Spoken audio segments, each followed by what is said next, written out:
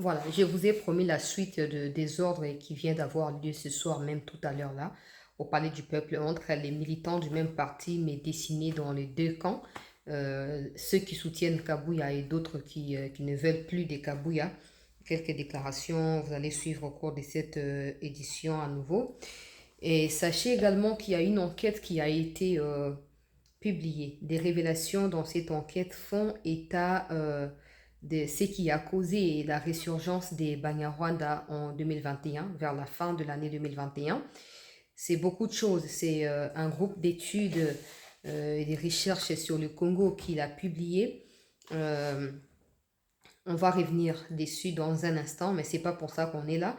On est là pour vous partager des informations par rapport à ce qui se passe. Pendant ces temps, la ministre des Affaires étrangères a échangé avec une délégation étrangère sur des solutions à trouver par rapport à la crise qui traverse nos compatriotes, estimés à 7 millions de personnes dans les Kivu là-bas. Je vais commencer par là et puis on va aller prendre les images des gens des UDPS où vous verrez également Kabouya et des candidats qui ont été désignés pour les postes, et selon eux-mêmes, pour les postes de président du Sénat et de questeurs ou de rapporteurs du Sénat. Vous allez suivre. Je commence par la ministre des Affaires étrangères.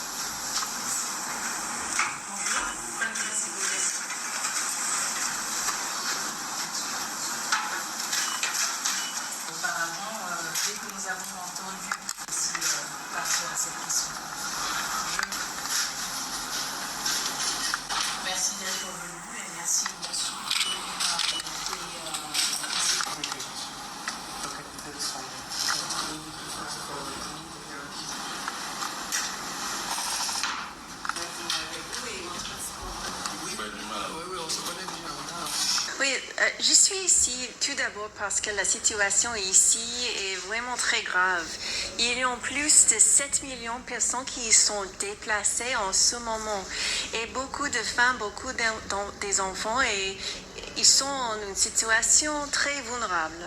Donc je suis ici pour engager avec le gouvernement pour identifier les solutions à cette situation ensemble et pour identifier les ressources pour investir dans ces communautés. Donc à mon avis, c'est une opportunité très importante pour engager et même pour identifier les impacts du changement climatique, même avec les conflits. Donc il y aura beaucoup d'opportunités pour engager avec les personnes directement et avec le soutien du gouvernement. Oui, nous avons discuté les opportunités pour engager les communautés globales avec une stratégie plus compréhensive pour identifier les concerns humanitaires, mais aussi pour identifier les solutions plus innovantes pour engager les jeunesses, par exemple.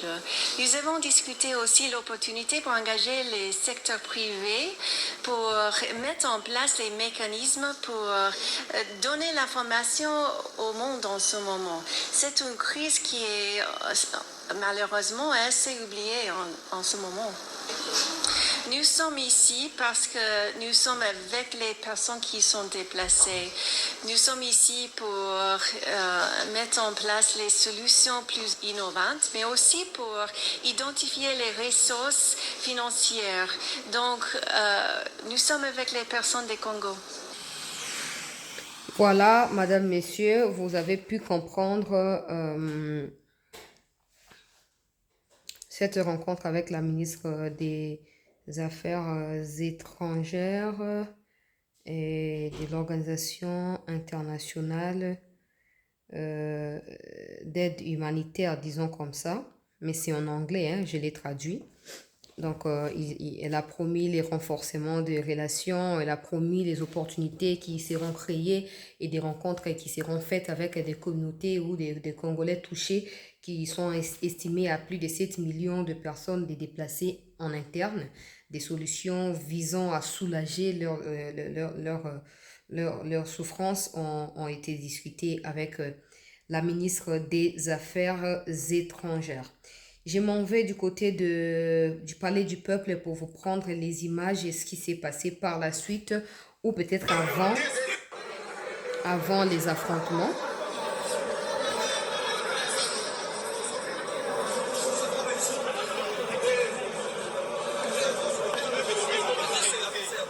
Voilà les gens de UDPS, donc disons les candidats de UDPS pour différents postes au niveau du Sénat, accompagnés par Kabouya, vous pouvez le voir.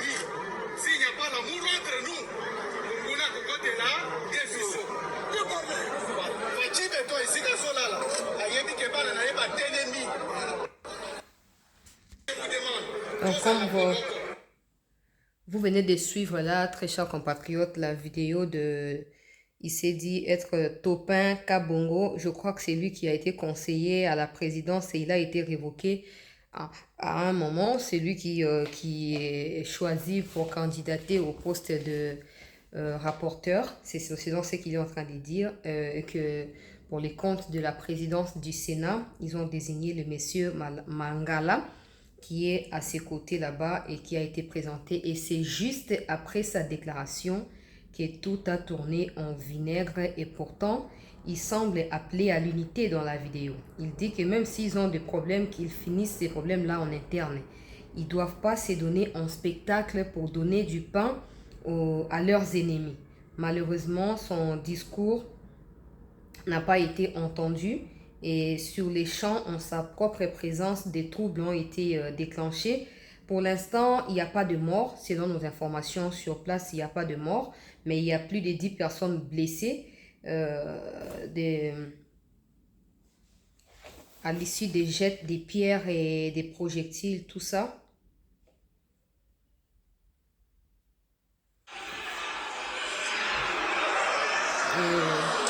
ça a été contraint. Voilà, il y a d'autres qui viennent d'arriver avec les tenues rouges. Je ne sais pas pourquoi ils ont tous des tenues rouges, comme vous pouvez voir dans la vidéo.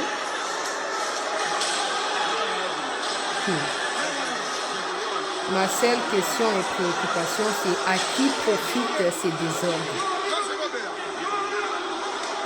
À qui profitent ces désordres, peuple congolais, très chers compatriotes? Quand on va dire, les gens vont dire, ça c'est l'ozo critiqué Bango Mingi. Tout à la caca. Tout à la caca. Et voilà. Bauti pour déposer candidature. Na Sénat, Bango Yeyo. Vous pouvez voir Kabouya, c'est lui qui venait de parler, c'est lui qui est désigné pour le candidat à poste et à présidence et à Sénat qui va affronter Sama Lukonde. Je comprends pourquoi Sama a postulé en tant qu'indépendant, parce que peut-être qu'il n'a pas pu avoir le consensus dans la famille politique Union Sacrée autour de sa candidature. C'est peut-être pour ça que il a décidé d'aller en solo en fait. Mais bon, qu'est-ce qu'on peut dire? Qu'est-ce qu'on peut dire? On va voir qui gagnera. On n'a pas de commentaires spécifiques. Qui gagnera, qui perdra, on observera, on regardera de loin ce qui va se passer et on vous tiendra informé de l'ensemble de la situation pour vous adapter Nathan, donc informer Nathan, le rôle absolu, vous allez pas informer tout ça. Voilà pour l'instant, notez que les gens des UDPS divisés en deux camps. Un camp pro-Kabouya et un autre camp anti-Kabouya se sont affrontés au palais du peuple ce soir lors du dépôt des différentes candidatures de ces partis-là dans différents postes pour le bureau définitif prochainement, le bureau définitif du Sénat. Donc, ils se sont affrontés, on nous informe de plusieurs blessés, ils ont saccagé beaucoup de choses au sein du palais du peuple. Les bilans officiels n'est pas encore établi parce que les autorités ne sont pas encore arrivées sur place. Dès que ça sera fait, on vous tiendra également informé. Il est temps pour moi de vous partager les contenus de l'enquête sur les déclenchements de la résurgence des Banyarwanda. Restez en attente parce qu'il y a une autre vidéo qui va suivre juste après celle-ci et vous allez découvrir de quoi il s'agit. Merci.